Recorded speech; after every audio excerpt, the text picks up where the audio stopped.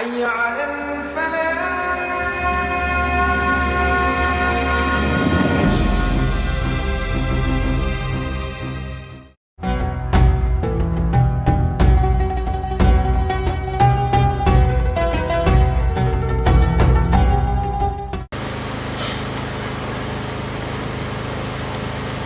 Assalamualaikum warahmatullahi wabarakatuh.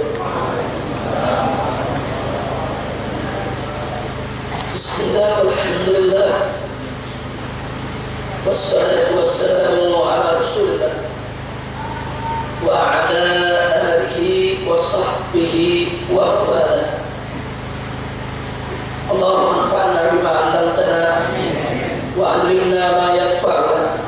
Allahumma zidna ilma warzuqna fahma wa atina hikmah. Allahumma barik lana fi majlisina hada bi rahmatika ya arhamar rahimin. Walhamdulillahi rabbil alamin.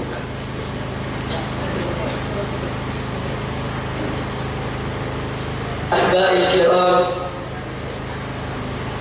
kepada para habaib, para alim ulama, para kiai, para asatidzah, para guru-guru yang sangat kita cintai dan kita muliakan, hadir bersama kita di tempat ini Kiai Haji As-Syeikh Misbahul Alam, begitu juga Al-Ustaz As-Syeikh Ja'far Barfas, dan juga hadir bersama kita Al-Habib Muhammad bin Shalih Al-Habsyi selaku pimpinan FPI Cirebon.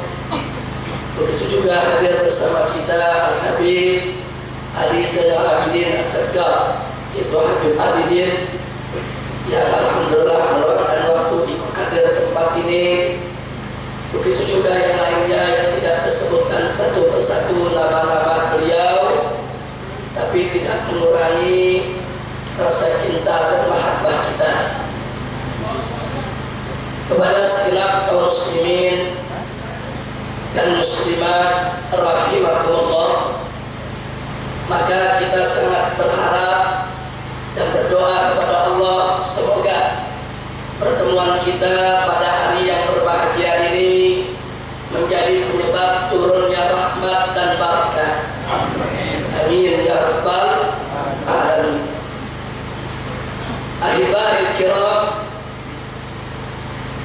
tema yang akan kita kaji pada kesempatan hari yang berbahagia ini yaitu tentang hukum mati bagi penghina Nabi.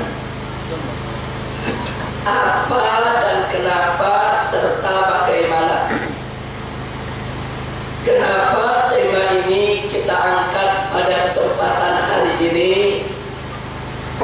Karena tatkala terjadi peristiwa serangan 3 pemuda muslim terhadap majalah Charlie Hebdo di Perancis yang telah berulang kali dan bertahun-tahun menghina Nabi kita Muhammad sallallahu alaihi wasallam, di mana serangan itu terjadi pada tanggal 7 Januari 2015 yang mengakibatkan tewasnya 12 wartawan Charlie Hebdo yang terlibat dalam penghinaan Nabi.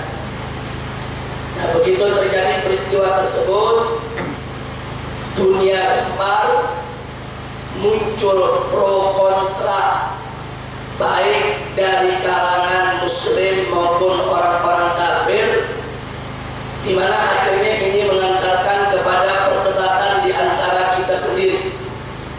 Jadi ada yang memuji tindakan tersebut, ada juga yang mengutuk tindakan tersebut, dan ada juga yang ketakutan sendiri sudah. Nah, karena itu pada kesempatan hari ini akan kita kaji supaya kita tahu dari sumber yang otentik tentang bagaimana tuntunan Nabi terhadap penghinaan terhadap dirinya ataupun terhadap simbol-simbol simbol Islam yang lainnya. Nah, ini yang akan kita kaji pada kesempatan hari ini. Nah, sebelum kita melakukan kajian lebih lanjut, maka pertama kita mesti memahami dulu pengertian menentang Allah Subhanahu wa Ta'ala. Para ulama kaum muslimin salafan wa khalafan dari dulu sampai sekarang sepakat bahwa yang dimaksud dengan menentang Allah adalah menghina hukumnya, menistakan agamanya, menodai ajarannya, menyelewengkan ketentuannya, mencerca ketetapannya, mencaci putusannya, menyepelekan keindahan namanya, merendahkan kemuliaan sifatnya, memaki para malaikatnya, memalsukan kitab sucinya, mencemooh para nabinya, melecehkan para rasulnya, menentang kebesarannya, menantang kekuatannya, dan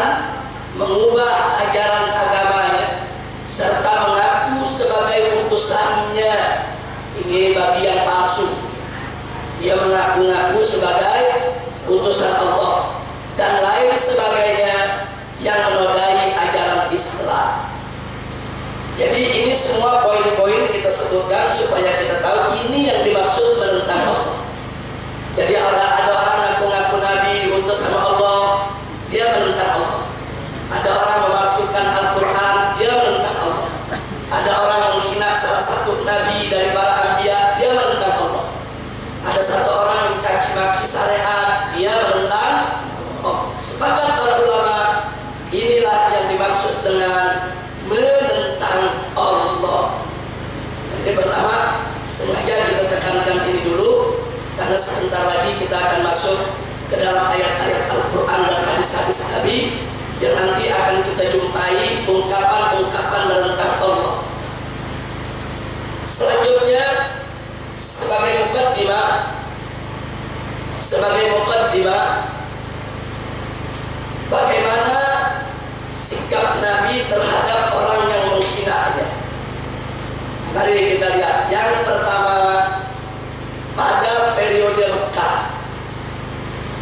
Pada periode Mekah, Rasulullah SAW setiap hari menghadapi hinaan, cacian dan cercaan orang-orang kafir Quraisy. Bahkan istri Abu Lahab itu setiap pagi menyempatkan diri untuk datang ke rumah Nabi. Dia totok, dia gedor pintu Nabi. Begitu Nabi buka, dia semprot Nabi dengan kalimat-kalimat yang menghinakan. Dia labrak kita punya Nabi, dicaci maki setiap hari. Jadi caci maki terhadap Nabi bagi istri Abu Lahab itu sudah menjadi sarapan pagi. Dia tidak puas kalau sehari dia tidak caci maki kita punya Nabi yang tua. Saking bencinya kepada Nabi kita Muhammad Sallallahu Alaihi Wasallam.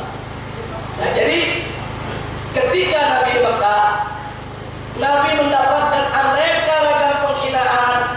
Saat itu tak satu pun hinaan mereka dibalas oleh Nabi, sudah. Tapi ada satu peristiwa menarik. Ada satu orang gak terima Nabi dihina. Abu Jahal dihajar sama dia.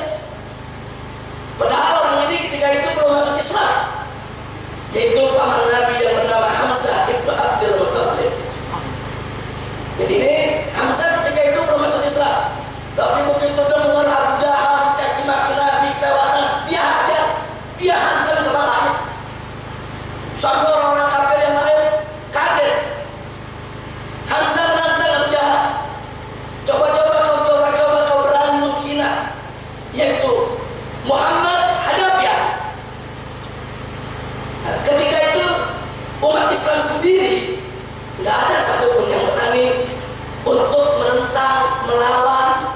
saudara, daripada hinaan orang-orang kafir Quraisy terhadap Nabi.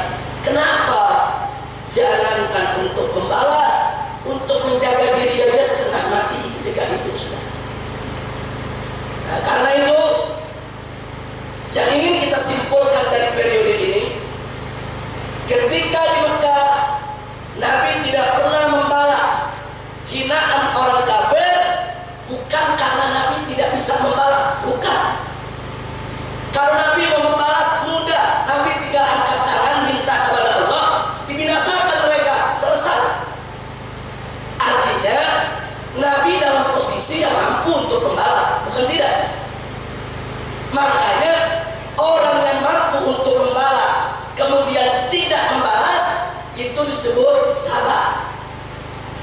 Itu disebut sabar. Jadi kalau kita mau tahu kita sabar atau enggak, kalau kita dihina oleh orang yang lemah, ya kalau kita mau balas gampang, kita nggak balas, itu bukti kesabaran. Tapi kalau kita dihina sama orang yang lebih gede dari kita, lebih kuat dari kita nggak balas, ya bisa sabar, bisa takut, saudara. Beda posisinya. Jadi Nabi dihina oleh orang-orang kafir Quraisy, posisi Nabi bisa membalas, bukan enggak. Hanya tinggal mengangkat tangan, berdoa kepada Allah, selesai. Tapi itu tidak dilakukan oleh Nabi. Kenapa? Inilah bukti kesabaran Nabi. Itu yang pertama, bukti kesabaran Nabi. Tapi ini juga sekaligus bukti kecerdasan Nabi. Karena Nabi menyadari betul itu masa-masa awal Islam, di mana kaum muslimin masih minoritas, sedikit, nggak bisa membalas menghantam, saudara. Jadi Nabi lagi mendidik umatnya. Kalau kau dalam posisi minoritas, kalau kau dalam posisi sedikit tertindas, ya biar bisa-bisa untuk bermain dengan cantik, nggak menghantam, nggak menhajar. Nah, ini mesti kecerdikan beliau, saudara. Jadi kesimpulannya, kenapa pada periode Mekah Nabi tidak melakukan pembalasan? Pertama, karena memang beliau seorang penyabar. Yang kedua, karena memang beliau seorang yang cerdas, cerdik, pandai di dalam memainkan siasat dakwah, saudara. Alhamdulillah. Kira-kira jelas tidak? Baik. Kita masuk yang berikutnya. Kejadian di kota Taif. Pada saat Nabi kita Sayyiduna Muhammad sallallahu alaihi wasallam masuk ke kota Taif, ternyata tidak diterima oleh penduduk Taif.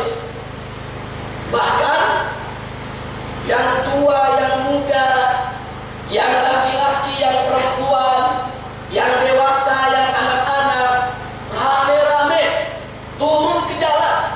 Yang bawa besi, yang bawa kayu, yang bawa batu. Mereka pukul Nabi, mereka timpuki Nabi.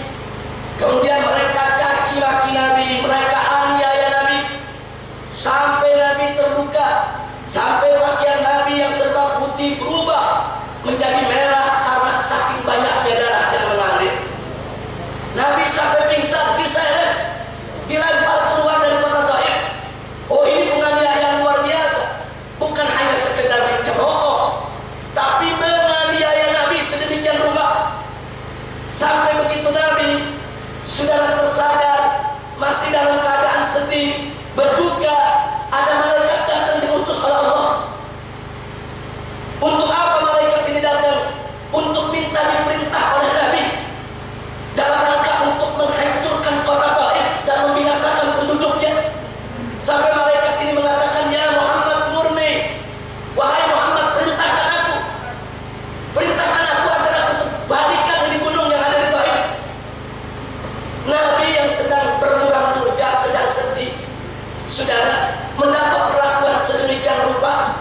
Begitu mendengar malaikat ingin menghancurkan kota Taif, saudara, Nabi langsung terengah, langsung segera mencegah.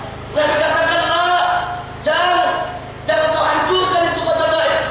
Nabi mengatakan, bal arju an yakhruja min aslabihim man yu'minu billahi wal yawmil akhir. Jangan kau hancurkan.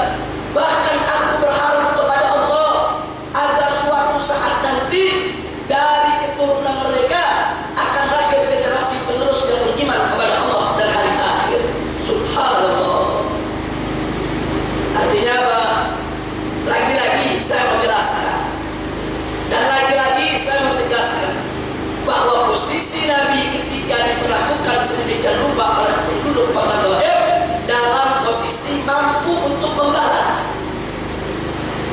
Nabi hanya tinggal menganggukkan kepala kepada malaikat. Nabi hanya tinggal menundukkan mata kepada si malaikat yang hancurkan itu kota Taif. Jadi bukan posisi Nabi lemah, umatnya dalam posisi lemah, tapi Nabinya tidak dalam posisi lemah.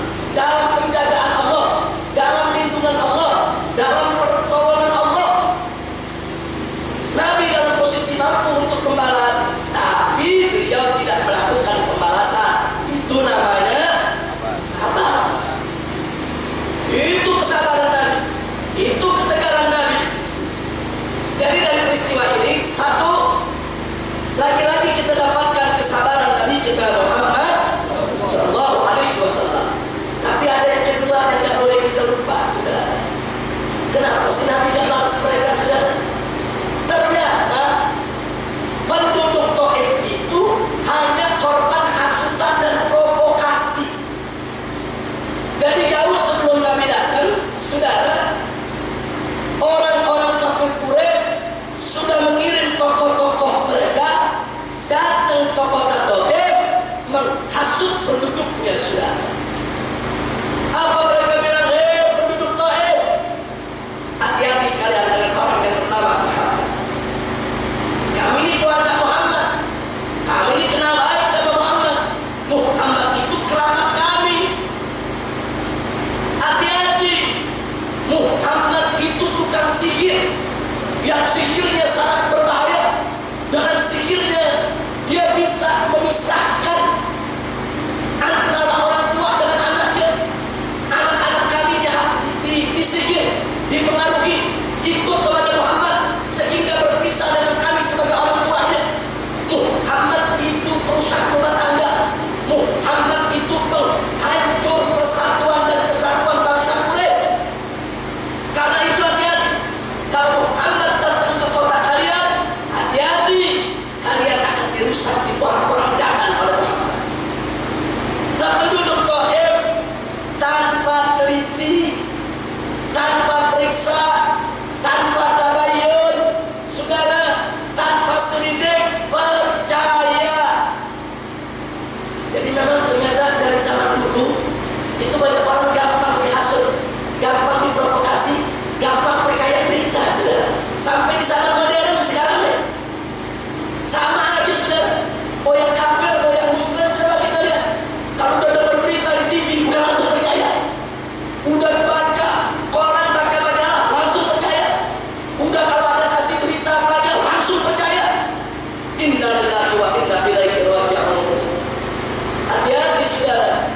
Menerima berita tanpa tabayun bisa menyebabkan fitnah yang sangat berbahaya. Nah, penduduk Taif tanpa selidik percaya. Begitu mereka dengar kita punya Nabi datang, mereka dengar dia yang datang yang namanya Muhammad, yang merusak persatuan bangsa Quraisy, serta merta tanpa dikomando, mereka semua turun ke jalan mengusir Nabi. Dari sini Arif dan bijak Nabi. Ini penduduk Taif korban hasutan, korban provokasi. Kalian namanya korban atau dikasihani, bukan dibinasakan. Ini Arif dan bijaknya Nabi, saudara. Nabi tahu Nabi sakit betul, dianiaya, diusir, dicaci maki, sakit, saudara. Tapi walaupun dalam kondisi seperti itu, Nabi tetap mampu mengendalikan emosi dengan luar biasa. Ini yang namanya sabar. Luar biasa kesabaran Nabi, saudara. Emosinya tidak menutup akal Nabi yang cerdas, akal Nabi yang jenius. Enggak. Sekalipun Nabi dalam posisi sangat sakit ketika itu, tapi kejeniusannya, kecerdasannya, kecerdasannya, kecerdikannya, termasuk juga kearifan dan kebijakannya, tetap tidak luntur sedikit pun. Karena itu, saudara, Nabi mencegah malaikat jangan menghancurkan Taif, karena Nabi tetap masih berharap nanti dari keturunannya akan ada beriman kepada Allah dan Rasul-Nya. Saat ini mereka usir Nabi, saat ini mereka tolak Nabi karena mereka tidak tahu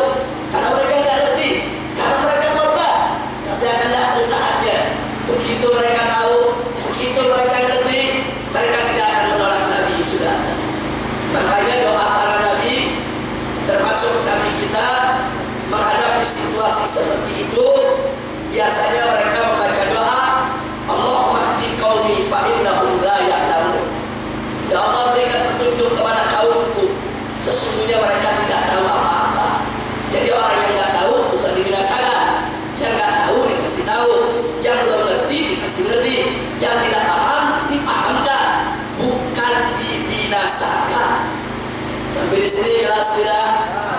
Jadi sengaja ini saya sampaikan saudara supaya kita tahu dari situasi ke situasi. Oh ini kenapa Nabi gak balas karena begini. Yang ini kenapa Nabi gak binasakan mereka karena begini. Dan mengetahui sejarah dengan memahami situasinya itu sangat afdol sekali, sehingga nanti kita tidak salah dalam mengambil kesimpulan. Insya Allah. Yang berikutnya, sekarang kita bicara pada periode Madinah. Ada sejumlah orang menghina dan mencaci maki Nabi, tapi dibiarkan oleh Nabi. Mencaci maki Nabi tapi dibiarkan. Kenapa? Karena pertimbangan khusus sebagai bentuk daripada fiqh dakwah. Antara lain pertimbangan khususnya pertama untuk meredam fitnah, seperti dalam kasus Abdullah bin Ubay. Abdullah bin Ubay, saudara, ini rasul munafikin. Biangnya munafik, sering nyindir Nabi, sering merendahkan Nabi, sering menghina Nabi. Walaupun secara halus, saudara, sampai-sampai beberapa sahabat Nabi menyadari ini orang kurang ajar ini kepada Nabi. Kalau ngomong gak pernah enak kepada Nabi, kalau ngomong selalu ketus, judes, nyindir Nabi, ngerendahin Nabi. Akhirnya Sayyidina Umar bin Khattab radhiyallahu taala anhu menghadap Nabi. Apa kata Sayyidina Umar? Ya Rasulullah, da'ni an aqta'a ra'sah. Ya Rasulullah, lepaskan aku biar aku penggal kepala orang ini. Sudah kelewatan dia hina Nabi. Apa kata Nabi? Lah ya Umar, jangan dulu. Yang pertama, kalau nanti kau bunuh dia, apa kata orang? Orang akan mengatakan inna Muhammadan yaqtulu ashabah. Orang akan mengatakan bahwa Muhammad membunuh sahabatnya sendiri. Muhammad tidak teman sendiri dibunuh. Oh kenapa begitu? Kan yang tahu dia munafik kan sebagian orang. Enggak semua orang tahu Abdullah bin Ubay itu munafik. Apalagi orang-orang kafir yang mereka lihat dari jauh. Abdullah bin Ubay itu duduk bersama Nabi, ngobrol sama Nabi, jalan sama Nabi. Mereka anggap itu sahabat Nabi. Kalau ada yang akan dibunuh oleh Nabi, maka itu akan menjadi celah bagi orang-orang kafir untuk melakukan propaganda. Orang-orang coba lihat, Muhammad tega, Muhammad kejam, teman sendiri dibunuh. Itu bisa merugikan dakwah, saudara. Makanya Nabi gak kasih. Apalagi Abdullah bin Ubay, ini banyak pengikutnya di Madinah. Jadi kalau sampai dia dibunuh, bisa menimbulkan huru-hara di Madinah. Dan Nabi gak mau itu terjadi, saudara. Artinya Abdullah bin Ubay ini tidak dibunuh walaupun sudah menghina Nabi, karena ada pertimbangan khusus sebagai bentuk fiqhul dakwah, saudara. Baik. Selain itu, saudara, ada lagi seorang pengemis buta di tengah pasar dari kalangan Yahudi yang tiap hari kerjaannya menghina dan mencaci maki Nabi. Tapi tiap hari juga Nabi berderma, sedekah, kasih bantuan. Padahal Nabi tahu dicaci maki Nabi dengar. Saudara, sebagian sahabat minta izin untuk memberi pelajaran kepada pengemis ini. Nabi gak kasih. Jangan. Orang miskin, orang udah tua, orang buta, jangan diambil hati omongannya. Ini juga menunjukkan kecerdasan Nabi. Coba andai kata orang tersebut dihajar oleh para sahabat atas perintah Nabi, sudah bisa kita bayangkan apa kata orang. Nanti orang-orang munafik akan melakukan propaganda. Muhammad tega, orang miskin melarat, tua renta, pengemis dihajar juga. Itu bisa merugikan dakwah, saudara. Makanya Nabi biarkan. Enggak ada diganggu, Nabi didiamin, saudara. Ini menunjukkan betapa cerdasnya kita punya Nabi di dalam mengelola dakwah. Kira-kira jelas tidak? Baik, yang berikutnya ada lagi orang Yahudi benci kepada Nabi. Setiap Nabi lewat depan rumahnya dia buang ludah. Pokoknya Nabi lewat dia buang ludah, Nabi lewat dia buang ludah. Sekali waktu Nabi lewat, pintu rumahnya terkunci, dia tidak buang ludah lagi. Nabi tanya sahabat, kemana dia suka buang ludah? Sahabat kasih tahu sedang sakit ya Rasulullah. Begitu Nabi dengar sakit, Nabi datang, Nabi besuk. Kira-kira kalau kita orang tiap hari ludah ini kita mau kita besuk, boro-boro sudah. Kalau kita tanya tuh yang biasa ludahin anak kemana lagi sakit biar dia mampus. Ya, kalau kita kan begitu saudara, kurang-kurang sahabat. Nabi enggak dibesuk sampai si Yahudi tadi malu dan dia berhenti. Saudara, dia enggak buang ludah lagi untuk jalan. Loh, kenapa Nabi biarkan selama ini? Karena Nabi tahu dia benci Nabi, dia buang ludah kepada Nabi, saudara. Ini Nabi anggap urusan pribadi. Dia belum kenal mendalam soal Nabi, saudara. Ini dia bilang Nabi.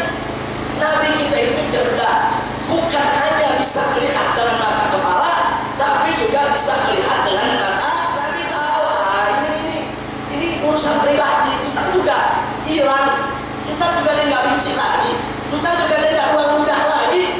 Makanya tidak dibunuh oleh Nabi. Ada lagi satu peristiwa dalam suatu misi jihad. Nabi memimpin sahabat dengan pasukan berkuda, sudah mau berangkat perang ya. Nah, begitu berangkat, namanya orang mau perang, bukan semangat, naik kuda gagah, mereka semangat, saudara.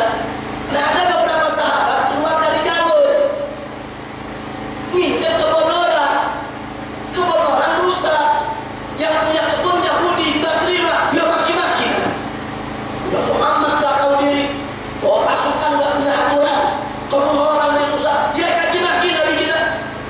Ini pasukan tempur, semuanya bersenjata lengkap, sahabat bawa senjata lengkap. Ada Yahudi kurang ajar, caci maki Nabi. Satu sahabat ngebunuh dia, dicegah Nabi, jangan. Kata Nabi jangan. Kenapa? Kebun dia rusak, dia marah. Artinya dia marah karena urusan dunia, urusan kebun, saudara, bukan urusan agama. Nabi gak kasih kalau urusan pribadi, urusan dunia banyak memaklumi. Kalau urusan agama baru ditindak. Enggak, Nabi gak kasih. Dia kebunnya rusak, dia marah. Ya kita minta maaf, kita ganti rusaknya. Bukan kita ngamuk, kita bunuh dia.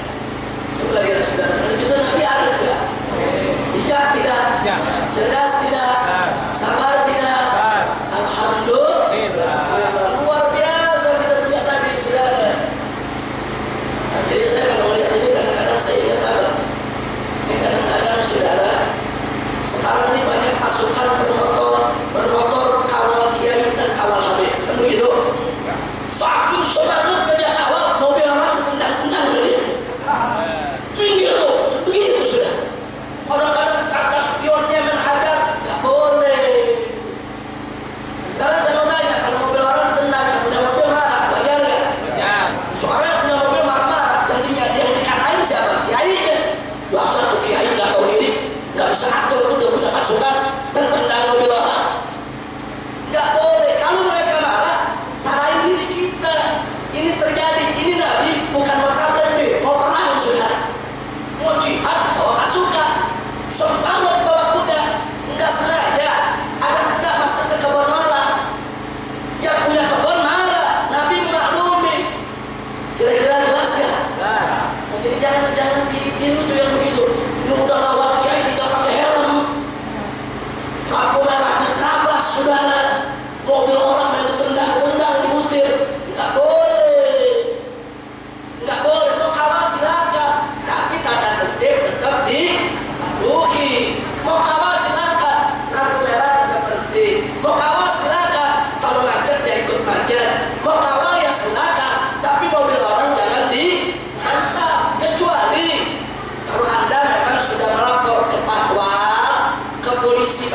bersangkutan, dia mengatur lalu lintasnya, dia persilakan Anda lewat walaupun lampu merah, itu memang ada undang-undangnya, saudara.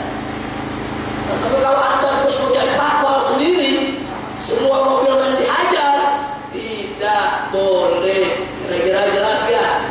Ini sambil intermezzo kita apa namanya, kita sikapi kejadian-kejadian di sekitar kita. Nah sekarang baik. Jadi sekarang ini periode Madinah.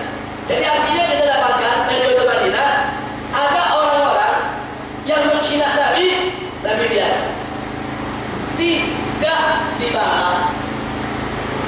Kira-kira sampai sini jelas tidak? Nah, tapi saudara, jangan dilupa pada periode Madinah pun tidak sedikit para penghina Nabi dibunuh oleh sahabat atas perintah Nabi.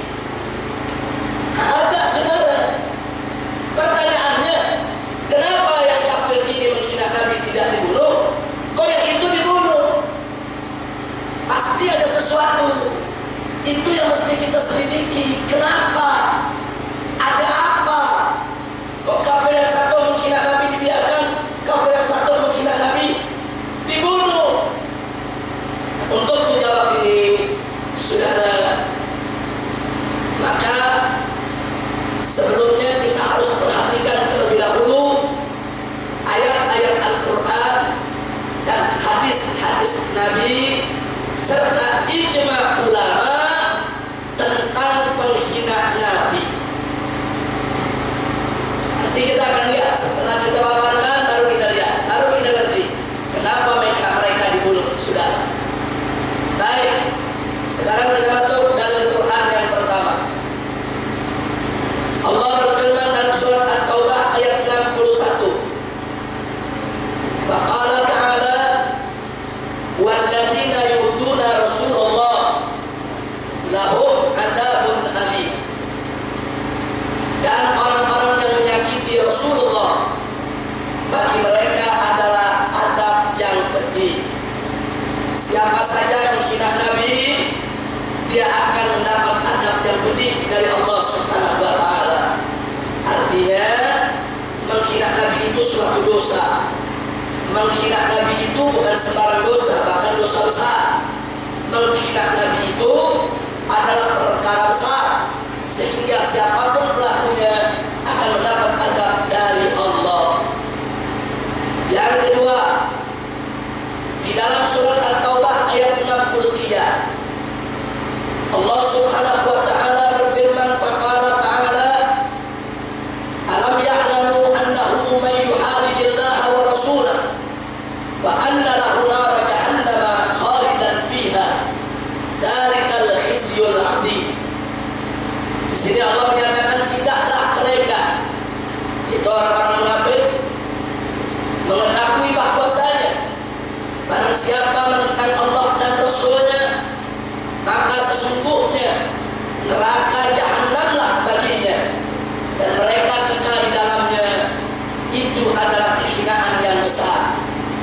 Lagi-lagi kita dapatkan dalam ayat ini ancaman dari Allah, yaitu dengan neraka jahanam dan kehinaan bagi siapapun yang menentang Allah dan menentang Nabi kita Muhammad sallallahu alaihi wasallam.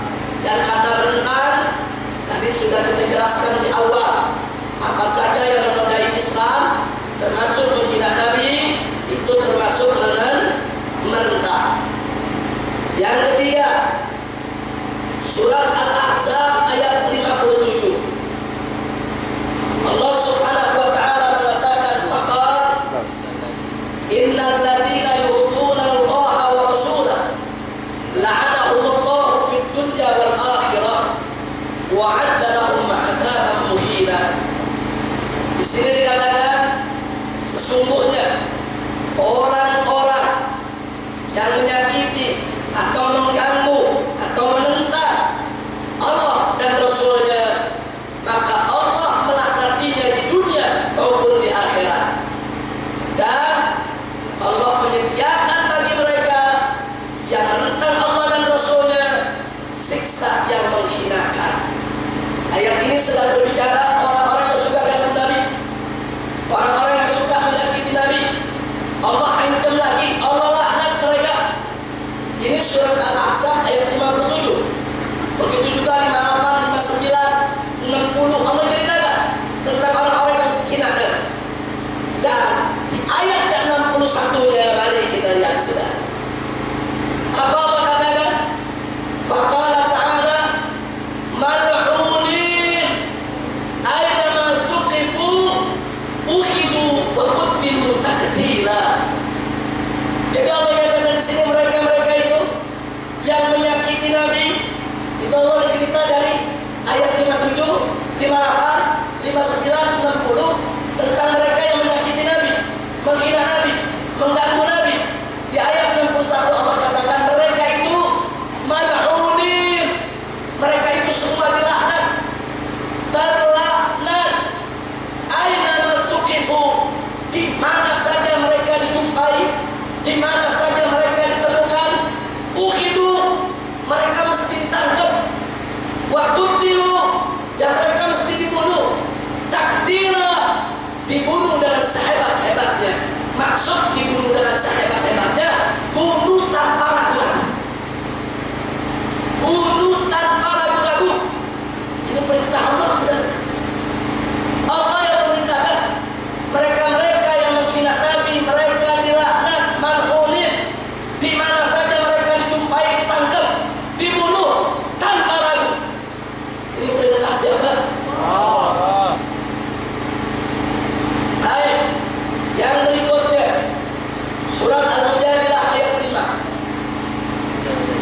di mana Allah mengatakan faqala ta'ala innal ladzina yuhadduna Allah wa rasulahu kubitu kama kubitu alladzina min qablihim wa qad anzalna ayatin bayyinat walil kafirina 'adzabun muhin. Allah katakan dalam ayat ini sesungguhnya orang-orang yang menentang Allah dan Rasul-Nya pasti mendapat kehinaan sebagaimana orang-orang yang sebelum mereka telah mendapat kehinaan. Sesungguhnya kami telah menurunkan bukti-bukti nyata, dan bagi orang-orang kafir ada siksa yang menghinakan. Lagi-lagi dalam ayat ini kita dapatkan ancaman Allah terhadap siapa saja yang menentang Allah dan Rasul-Nya. Yang keenam, surat Al-Mujadilah ayat 20. Allah menyatakan faqala ta'ala innal ladzina yuhadduna Allah wa rasulahu ulaika fil adallin. Sesungguhnya orang-orang yang menentang Allah dan Rasul-Nya, mereka termasuk orang-orang yang sangat hina. Fil adallin, sangat hina, rendah betul, tidak punya kehormatan. Jadi kita lihat bagaimana Allah menghinakan, merendahkan mereka-mereka yang menentang Allah dan Rasul-Nya.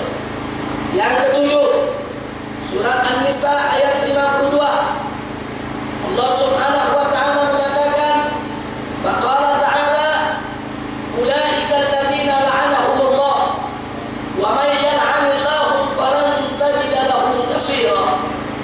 Allah menyatakan mereka itulah orang yang dikutuki Allah, dilaknati oleh Allah. Barang siapa yang dikutuki atau dilaknat Allah, niscaya kamu sekali-kali tidak akan memperoleh penolong baginya. Jadi orang-orang yang suka menghina Allah dan menghina Rasul-Nya, mereka itu dilaknat. Allah yang menyatakan mereka dilaknat, dan bahkan Allah menyatakan tidak ada siapapun mampu untuk menolong mereka dari laknat Allah, dari siksa dan azab Allah. Sudah. Nah, inilah 7 ayat yang secara tegas, gamblang menyatakan bahwa menentang Nabi, menyakiti Nabi, mengganggu Nabi, menghina Nabi, dilaknat oleh Allah, berdosa besar, bahkan akan diazab. Saudara, sebagaimana telah kita baca. Oleh karenanya kita ambil kesimpulannya. Dalam ketujuh ayat tadi sangat jelas bahwasanya mereka yang menentang Allah Subhanahu wa ta'ala,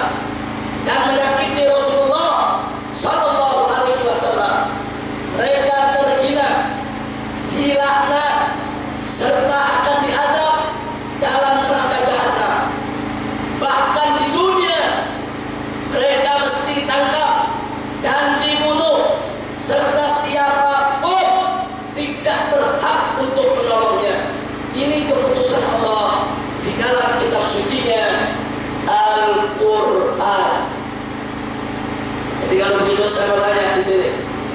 Jadi kalau kita baca ayat-ayat tadi, berarti penghinaan Nabi boleh dibunuh tidak? Boleh. Bahkan dalam kondisi tertentu bukan lagi boleh, tapi wajib. Dalam kondisi tertentu menjadi wajib untuk dibunuh. Saya mau tanya, yang menentukan hukum ini siapa? Allah. Yang memerintahkan untuk dibunuh para penghinaan Nabi siapa? Allah. Jadi saudara, ini ayat-ayat Al-Quran turun di zaman Nabi. Makanya jangan kaget Sayyidina Umar minta izin ke Nabi, ya Rasulullah, ini Abdullah bin Ubay sudah kita kau kurang ajar ini, aku minta izin untuk aku bunuh dia. Artinya para sahabat sudah memahami ayat-ayat ini, menghina Nabi ya bunuh. Cuma karena saat itu Nabi masih ada, dia minta izin dulu ke Nabi, takut salah langkah. Akhirnya Nabi larang. Nabi larang bukan karena nggak boleh dibunuh, Nabi larang karena ada pertimbangan khusus untuk meredam fitnah. Kalau soal hukum memang udah mesti dibunuh. Soal ini soal siasat dakwah, hukumnya mesti dibunuh. Makanya Sayyidina Umar terus maju. Nah jadi kalau ada bertanya, apakah Sayyidina Umar maju karena emosi? Bukan. Sayyidina Umar maju karena ghirah terhadap hukum Allah. Jadi kita paham kenapa sahabat maju. Minta izin ke Rasulullah, ya Rasulullah biar aku bunuh. Setiap ada yang menghina, sahabat kamu pedang membunuh. Tapi Nabi yang cegah, jangan. Nah kalau Nabi cegah, berarti sedang ada pertimbangan khusus. Bukan tak boleh dibunuh, hukumnya boleh dibunuh. Tapi karena ada pertimbangan khusus, Nabi tidak izinkan untuk dibunuh. Sudah. Kira-kira jelas tidak? Nah, jadi jangan nanti ada bilang bahwa itu Sayyidina Umar emosi benar. Mau main bunuh aja enggak. Sayyidina Umar bukan emosi. Sayyidina Umar punya khilaf. Khilaf terhadap hukum Allah. Nabi dihina, ya dia marah. Dia mau bunuh karena Allah yang suruh.